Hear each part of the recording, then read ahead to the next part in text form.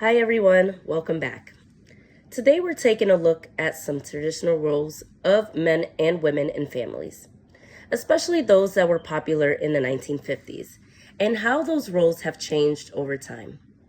In the 1950s, men were often expected to be the breadwinners, the providers, and protectors of the household, while women typically stayed at home, focusing on raising children and managing the home. Over time, these roles have shifted, as women have entered the workforce in greater numbers and expectations around gender roles have evolved. Now, according to the economist George Gidler, the decline in marriage rates during the 1970s brought some serious concerns. He warned that fewer marriages would lead to societal instability and argued that single men in particular might struggle without the structure that traditional marriage roles provided. He believed that men benefited from the responsibility of being a husband and father. The video also touches on a very serious issue, the high rate of suicide among white men. It suggests that this may be linked to the pressure on men to fulfill the traditional role of provider and protector. When men feel they can't live up to that standard, it can be devastating effects on their mental health.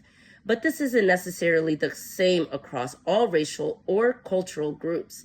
Some may face other different challenges depending on context and expectations. We also take a look at how the 19th century ideal of true womanhood was defined. Women were expected to embody piety, purity, submissiveness, and domestic. These ideals were celebrated at the time, but today we can clearly see how limiting they were. Now, both men and women are encouraged to express a wider range of qualities and pursue different roles in and outside the home. So here's something to think about. If you could change the way the world works from the beginning and rearrange it so that things could be better, what would you do? If I could change the way the world works from the beginning, I would build a society that values equality, empathy, and shared responsibility from the start. Traditional gender roles would not define people's worth or opportunities.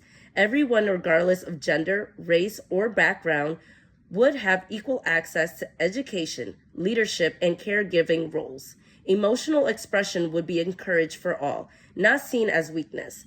Most importantly, I foster a culture that prioritizes mental health and community support, where success isn't held to rigid expectations, but to kindness, balance, and contribution to society. This way, more people could thrive without the burden of outdated norms and unrealistic pressures. Thank you.